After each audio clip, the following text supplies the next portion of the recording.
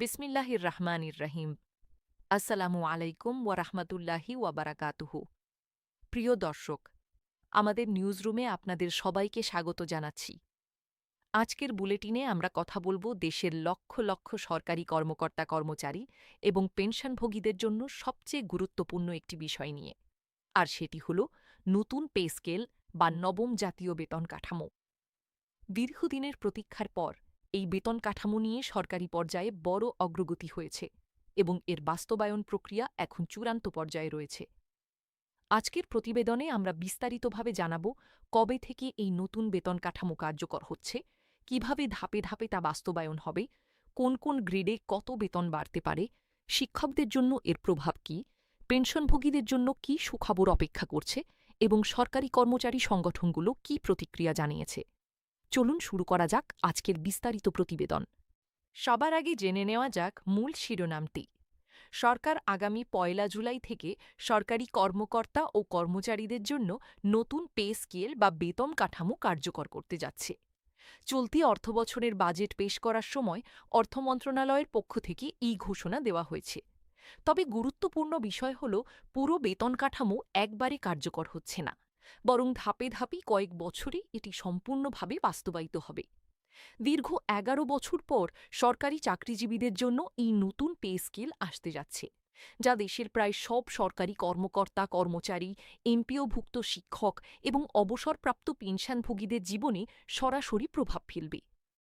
এখন আসা যাক এই বেতন কাঠামো কার্যকর হওয়ার সময়সীমা প্রসঙ্গে। অর্থ মন্ত্রণালয়ের সংশ্লিষ্ট সূত্র জানিয়েছে, নতুন এই বেতন কাঠামো পূর্ণাঙ্গভাবে কার্যকর হতে প্রায় ৩টি অর্থবছর সময় লাগতে পারে। অর্থাৎ এটি একটি দীর্ঘমেয়াদী পরিকল্পনার অংশ হিসেবে বাস্তবায়িত হবে, একবারে সম্পূর্ণ কার্যকর হবে না। আগামী অর্থবছরে সংশোধিত মূল বেতনের একটি নির্দিষ্ট অংশ কার্যকর হওয়ার সম্ভাবনা রয়েছে বলে জানা গেছে। এর মানে হল চাকরিজীবীরা প্রথম বছরেই পুরোপুরি সুবিধা পাবেন না, বরং ধীরে ধীরে কয়েক বছরের মধ্যে সম্পূর্ণ সুবিধা তাদের হাতে পৌঁছাবে। এই ধাপে ধাপে বাস্তবায়নের পেছনে সরকারের যুক্তি কী, সে বিষয়েও একটু আলোকপাত করা প্রয়োজন। দেশের সামগ্রিক অর্থনৈতিক পরিস্থিতি, রাজস্ব আদায়ের সীমাবদ্ধতা এবং সরকারি ব্যয় ব্যবস্থাপনার বাস্তবতা বিবেচনায় নিয়ে সরকার একবারে পুরো কাঠামো কার্যকর না করে একটি পর্যায়ক্রমিক কৌশল অনুসরণ করছে। প্রথম পর্যায়ে মূল বেতনের একটি অংশ বৃদ্ধি পাবে।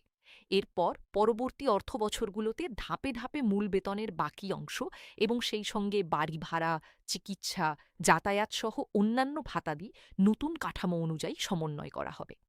যতদিন পর্যন্ত এই সম্পূর্ণ প্রক্রিয়া শেষ না হচ্ছে, ততদিন অন্যান্য ভাতা ও সুযোগ সুবিধা আগের নিয়ম অনুযায়ী বহাল থাকবে বলে সংশ্লিষ্ট সূত্র জানিয়েছে।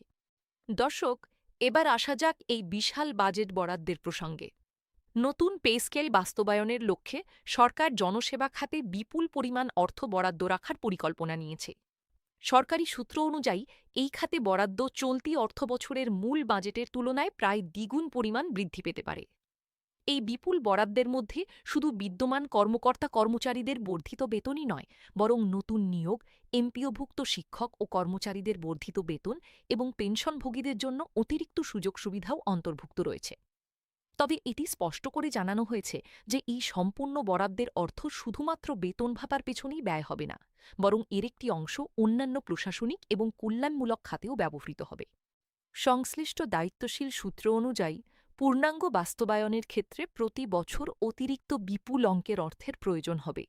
এই বিষয়টি অর্থ মন্ত্রণালয়ের জন্য একটি বড় চ্যালেঞ্জ হিসেবে বিবেচিত হচ্ছে, কারণ দেশের রাজস্ব আদায়ের সক্ষমতা এবং সামগ্রিক বাজেট ব্যবস্থাপনার সঙ্গে সামঞ্জস্য রেখে এই বিশাল ব্যয়ভার বহন করতে হবে।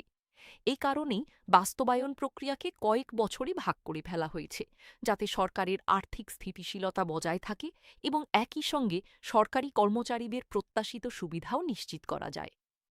প্রিয় দর্শক, এখন আমরা আলোচনা করব বেতন কাঠামোর গ্রেড এবং সর্বনিম্ন সর্বোচ্চ বেতনের পরিসীমা নিয়ে। সংশ্লিষ্ট সূত্র মতে, নতুন কাঠামোতে বিদ্যমান ২০টি গ্রেড বহাল রাখার প্রস্তাব করা হয়েছে।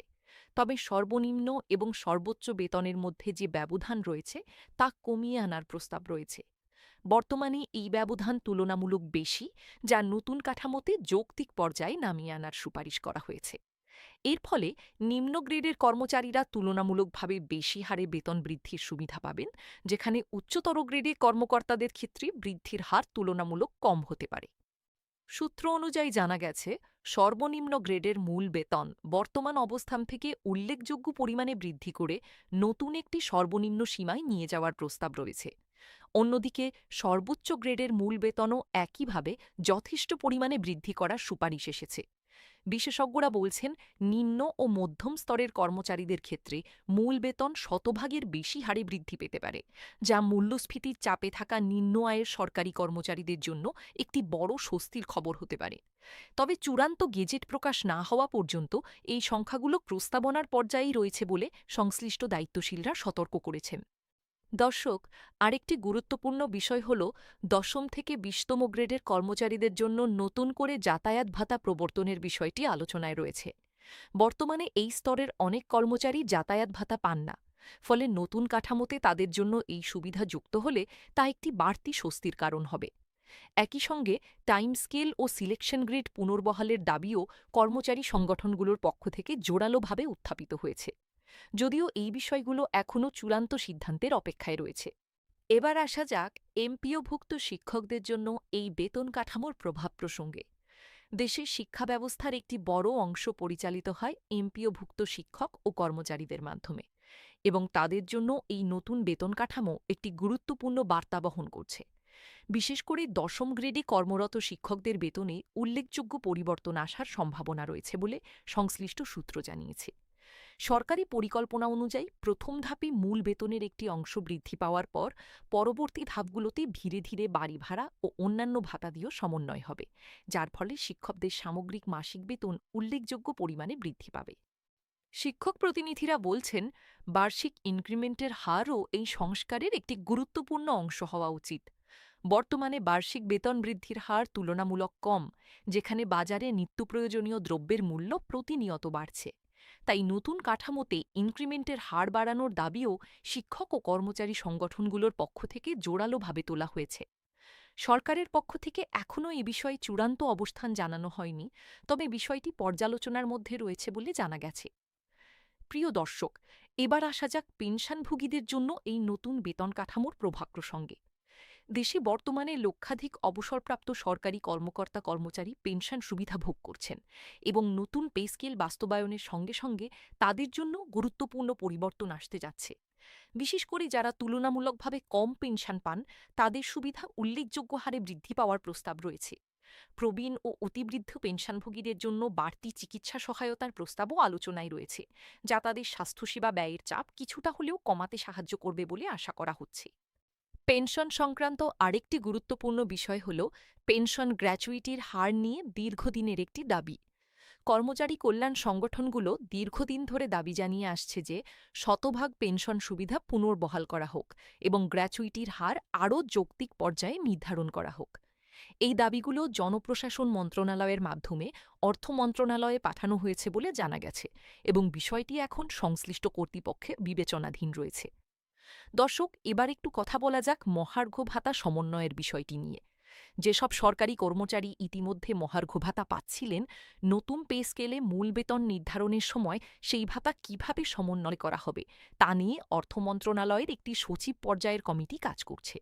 এটি একটি গুরুত্বপূর্ণ প্রযুক্তিগত বিষয়, কারণ এর উপর নির্ভর করবে ব্যক্তিগত পর্যায়ে প্রতিটি কর্মচারীর প্রকৃত বেতন বৃদ্ধির পরিমাণ। যাদের বর্তমান মূল বেতন মহার্ঘ ভাতা সহ ইতিমধ্যে কিছুটা বেশি, তাদের ক্ষেত্রে নতুন বেতন নির্ধারণ প্রক্রিয়া কিভাবে প্রযুক্ত হবে সে বিষয়ে স্বচ্ছ নির্দেশনা প্রকাশের অপেক্ষায় রয়েছেন কর্মচারীরা। এই প্রসঙ্গে আরও জানা গেছে যে বেতন ফিক্সেশন বা বেতন নির্ধারণ প্রক্রিয়া সংক্রান্ত বিস্তারিত নির্দেশিকা গেজেট প্রকাশের পরপরই সরকারি কর্মচারীদের কাছে পৌঁছে দেওয়া হবে, যাতে প্রত্যেক কর্মচারী নিজের নতুন মূল বেতন কিভাবে নির্ধারিত হবে তা সহজে বুঝতে পারেন। এই প্রক্রিয়া স্বচ্ছ এবং সহজবোধ্য রাখার জন্য প্রশাসনিক পর্যায়ে বিশেষ গুরুত্ব দেওয়া হচ্ছে বলে সংশ্লিষ্ট সূত্র নিশ্চিত করেছে। প্রিয় দর্শক, এবার আসা যাক সরকারি কর্মচারী সংগঠনগুলোর প্রতিক্রিয়া এবং তাদের দাবি দেওয়া প্রসঙ্গে। বিভিন্ন সরকারি কর্মকর্তা কর্মচারী কল্যাণ সমিতি দীর্ঘদিন ধরে অবিলম্বে নবম পে স্কেল ঘোষণা এবং তার পূর্ণাঙ্গ বাস্তবায়নের দাবি জানিয়ে আসছিল। তাদের পক্ষ থেকে একাধিকবার স্মারকলিপি প্রদান করা হয়েছে এবং বিভিন্ন কর্মসূচিও পালন করা হয়েছে। তাদের মূল দাবির মধ্যে রয়েছে অবিলম্বে পে স্কেল বাস্তবায়ন, অন্তর্বর্তীকালীন সময়ে পর্যাপ্ত মহার্ঘ ভাতা প্রদান এবং আসন্ন বাজেটে পে স্কেলের জন্য পর্যাপ্ত অর্থ বরাদ্দ রাখা। সরকারের পক্ষ থেকে এখন পর্যন্ত এই দাবিগুলোর প্রতি ইতিবাচক মনোভাব প্রকাশ করা হয়েছে। জাতীয় সংসদেও এই বিষয়টি একাধিকবার উত্থাপিত হয়েছে এবং সরকারি দলের পক্ষ থেকে জানানো হয়েছে যে সরকারি কর্মচারীদের জীবনযাত্রার মান উন্নয়নে সরকার বদ্ধপরিকর। তবে কর্মচারী সংগঠনগুলো একই সঙ্গে সতর্ক করে দিয়েছে যে যদি সরকারের আর্থিক সীমাবদ্ধতার কারণে সম্পূর্ণ পে স্কেল একবারে বাস্তবায়ন করা সম্ভব না হয়, তাহলে অন্তত ২ ধাপে যেন তা কার্যকর করা হয়, যাতে কর্মচারীরা দ্রুততম সময়ে কিছুটা হলেও স্বস্তি পান। দর্শক, একটি গুরুত্বপূর্ণ প্রশ্ন হল, এই বিশাল বাজেট বরাদ্দ এবং বেতন কাঠামোর সংস্কার দেশের সামগ্রিক অর্থনীতির ওপর কী প্রভাব ফেলতে পারে। অর্থনৈতিক বিশ্লেষকরা বলছেন, সরকারি কর্মচারীদের ক্রয় ক্ষমতা বৃদ্ধি পেলে তা বাজারের চাহিদা বাড়াতে সহায়ক হতে পারে, যা সামগ্রিক অর্থনৈতিক কর্মকাণ্ডে ইতিবাচক প্রভাব ফেলতে পারে। তবে একই সঙ্গে সতর্ক করা হচ্ছে যে সরকারি ব্যয় বৃদ্ধির ফলে রাজস্ব ঘাটতি এবং মুদ্রাস্ফীতির ওপর যেন বাড়তি চাপ তৈরি না হয়, সেদিকেও সমান গুরুত্ব দিতে হবে। অর্থ মন্ত্রণালয় এই ভারসাম্য বজায় রাখার লক্ষ্যেই ধাপে ধাপে বাস্তবায়নের কৌশল গ্রহণ করেছে বলে জানা গেছে। এই প্রসঙ্গে আরও উল্লেখযোগ্য বিষয় হল, আন্তর্জাতিক আর্থিক প্রতিষ্ঠানগুলোর পক্ষ থেকেও সরকারি ব্যয় ব্যবস্থাপনা এবং রাজস্ব শৃঙ্খলা বজায় রাখার বিষয়ে বিভিন্ন সময়ে পর্যবেক্ষণ দেওয়া হয়েছে। সরকার এই পর্যবেক্ষণগুলো বিবেচনায় রেখেই বাজেট ব্যবস্থাপনা এবং নতুন পে স্কেল বাস্তবায়নের মধ্যে একটি ভারসাম্যপূর্ণ অবস্থান বজায় রাখার চেষ্টা করছে বলে সংশ্লিষ্ট মহল থেকে জানা গেছে। প্রিয় দর্শক, এখন সংক্ষেপে দেখে নেওয়া যাক পুরো প্রক্রিয়ার একটি সময়রেখা। প্রথম ধাপে, অর্থাৎ আগামী ১ জুলাই থেকে শুরু হওয়া অর্থবর্ষে সরকারি কর্মচারীদের মূল বেতনের একটি নির্দিষ্ট অংশ বৃদ্ধি পাবে। দ্বিতীয় ধাপে, পরবর্তী অর্থবর্ষে মূল বেতনের বাকি অংশ পুরোপুরি সমন্বয় করা হবে। তৃতীয় এবং শেষ ধাপে, তার পরবর্তী অর্থবর্ষে বাড়ি ভাড়া, চিকিৎসা, যাতায়াত সহ অন্যান্য সমস্ত ভাতা নতুন কাঠামো অনুযায়ী একযোগে কার্যকর করা হবে। এই ৩ ধাপের প্রক্রিয়া শেষ হলেই সরকারি কর্মচারীরা সম্পূর্ণভাবে নতুন বেতন কাঠামোর আওতায় চলে আসবেন। দর্শক, একটি বিষয় স্পষ্ট করে বলে রাখা প্রয়োজন যে উপরে উল্লেখিত অনেক তথ্যই এখনও প্রস্তাবনা এবং আলোচনার পর্যায়ে রয়েছে। চূড়ান্ত গেজেট বা সরকারি প্রজ্ঞাপন প্রকাশিত না হওয়া পর্যন্ত সুনির্দিষ্ট সংখ্যা এবং শর্তাবলী পরিবর্তিত হতে পারে। তাই আমরা আমাদের দর্শকদের অনুরোধ করব, চূড়ান্ত সিদ্ধান্তের জন্য সরকারি গেজেট এবং অর্থ মন্ত্রণালয়ের আনুষ্ঠানিক ঘোষণার অপেক্ষা করতে। আমাদের নিউজরুম থেকে এই বিষয়ে যে কোনো নতুন তথ্য পাওয়ার সঙ্গে সঙ্গেই আপনাদের জানিয়ে দেওয়া হবে। সংশ্লিষ্ট মহল থেকে আরও জানা গেছে, সচিব পর্যায়ের কমিটি প্রস্তাবিত কাঠামো নিয়ে চূড়ান্ত পর্যালোচনা করছে এবং সব দিক খতিয়ে দেখার পরই চূড়ান্ত সিদ্ধান্ত নেওয়া হবে। এই পর্যালোচনা প্রক্রিয়ায় বিভিন্ন গ্রেডের কর্মচারীদের মধ্যে বৈষম্য যেন না থাকে, সেদিকে বিশেষ নজর দেওয়া হচ্ছে বলে জানানো হয়েছে। পাশাপাশি প্রশাসনিক ক্যাডার এবং অন্যান্য ক্যাডারের মধ্যে বেতন বৈষম্য নিরসনের বিষয়টিও আলোচনায় গুরুত্ব পাচ্ছে, যা দীর্ঘদিন ধরে বিভিন্ন কর্মচারী সংগঠনের একটি প্রধান দাবি ছিল। দর্শক, নতুন পে স্কেল ঘোষণার সঙ্গে সঙ্গে দেশের প্রশাসনিক কাঠামোতেও একটি নতুন গতি আসবে বলে মনে করছেন সংশ্লিষ্ট বিশেষজ্ঞরা। বেতন কাঠামো যৌক্তিক পর্যায়ে উন্নীত হলে দক্ষ জনবল ধরে রাখা এবং নতুন মেধাবীদের সরকারি চাকরিতে আকৃষ্ট করা সহজ হবে বলে মনে করা হচ্ছে। বিশেষ করে নিম্ন ও মধ্যম স্তরের চাকরিতে বর্তমানে যে অসন্তোষ এবং চাকরি ছেড়ে দেওয়ার প্রবণতা লক্ষ্য করা যাচ্ছে, নতুন বেতন কাঠামো বাস্তবায়িত হলে তা অনেকাংশে কমে আসবে বলে আশা প্রকাশ করছেন সংশ্লিষ্টরা।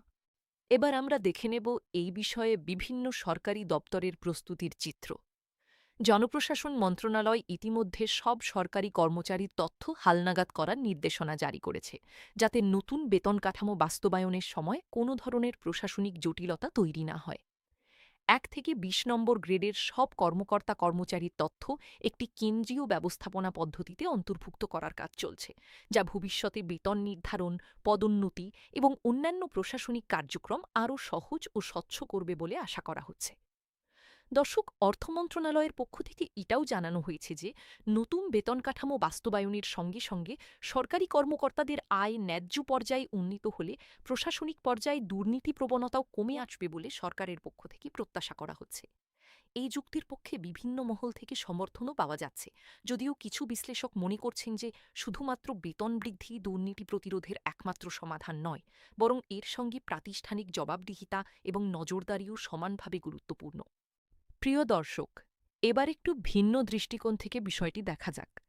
কিছু বিরোধী রাজনৈতিক দল এবং অর্থনৈতিক বিশ্লেষক সামগ্রিক বাজেটকে উচ্চাভিলাষী বলে মন্তব্য করেছেন এবং প্রশ্ন তুলেছেন যে এত বিশাল অঙ্কের এই ব্যয়ভার সরকার কিভাবে বহন করবে। তাদের মতে, রাজস্ব আদায়ের লক্ষ্যমাত্রা অর্জন না হলে এই বিশাল বরাদ্দ বাস্তবায়ন করা কঠিন হয়ে পড়তে পারে। অন্যদিকে সরকার পক্ষ থেকে বলা হচ্ছে, সুষ্ঠু পরিকল্পনা এবং পর্যায়ক্রমিক বাস্তবায়নের মাধ্যমে এই লক্ষ্য অর্জন সম্ভব হবে। দর্শক, আমরা এবার সংক্ষেপে দেখে নেব কারা কারা এই নতুন বেতন কাঠামোর আওতায় আসবেন। এর মধ্যে রয়েছেন সব ক্যাডার ও নন ক্যাডার সরকারি কর্মকর্তা, সরকারি কর্মচারী, এমপিওভুক্ত শিক্ষক ও শিক্ষা প্রতিষ্ঠানের কর্মচারী, স্বায়ত্তশাসিত ও আধা সরকারি প্রতিষ্ঠানের কর্মকর্তা কর্মচারী এবং অবসরপ্রাপ্ত পেনশনভোগীরা। অর্থাৎ এই সংস্কারের সুফল সমাজের একটি বিশাল অংশের কাছে পৌঁছাবে বলে আশা করা হচ্ছে। প্রিয় দর্শক, চূড়ান্ত গেজেট প্রকাশের ব্যাপারে সংশ্লিষ্ট কর্তৃপক্ষ বলছে, প্রশাসনিক প্রক্রিয়া এবং আনুষ্ঠানিকতা সম্পন্ন হওয়ার পরপরই এটি প্রকাশ করা হবে। ততদিন পর্যন্ত সরকারি কর্মচারীদের ধৈর্য ধরার আহ্বান জানিয়েছেন সংশ্লিষ্ট কর্মকর্তারা। একই সঙ্গে তারা আশ্বস্ত করেছেন যে গেজেট প্রকাশের পর বেতন নির্ধারণ প্রক্রিয়া দ্রুততম সময়ে সম্পন্ন করার জন্য প্রয়োজনীয় সব প্রস্তুতি ইতিমধ্যেই নেওয়া হয়েছে। দর্শক, এই মুহূর্তে সবচেয়ে গুরুত্বপূর্ণ বিষয় হল সরকারি কর্মচারীদের প্রকৃত হাতে পাওয়া বেতন কত বাড়বে তা নির্ভর করবে চূড়ান্ত গেজেটে উল্লেখিত সুনির্দিষ্ট সংখ্যা এবং প্রতিটি ব্যক্তির বর্তমান বেতন কাঠামোর ওপর। তাই আমরা পুনরায় অনুরোধ করছি, চূড়ান্ত ঘোষণা না আসা পর্যন্ত কোনো ধরনের অনুমান নির্ভর সিদ্ধান্তে না পৌঁছাবে।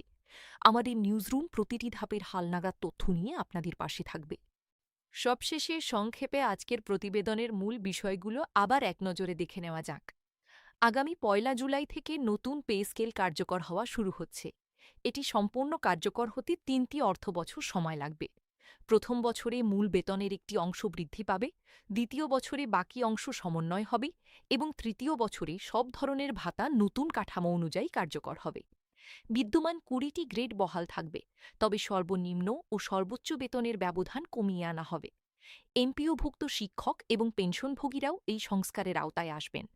মহার্ঘ ভাতা সমন্বয় প্রক্রিয়া নিয়ে একটি সচিব কমিটি কাজ করছে এবং সবচেয়ে গুরুত্বপূর্ণ বিষয় হল, এই বিশাল সংস্কার বাস্তবায়নের জন্য সরকার বাজেটে বিপুল অঙ্কের অর্থ বরাদ্দ রাখার পরিকল্পনা নিয়েছে। প্রিয় দর্শক, নতুন পে স্কেল সংক্রান্ত যে কোনো নতুন তথ্য, সরকারি গেজেট প্রকাশ কিংবা অর্থ মন্ত্রণালয়ের আনুষ্ঠানিক ঘোষণা এলেই আমরা তা সবার আগে আপনাদের জানাব। আজকের প্রতিবেদন এই পর্যন্তই। আমাদের সঙ্গে থাকার জন্য আপনাদের সবাইকে আন্তরিক ধন্যবাদ। আল্লাহ হাফিজ, ওয়াসসালামু আলাইকুম ওয়ারাহমাতুল্লাহি ওয়াবারাকাতুহু।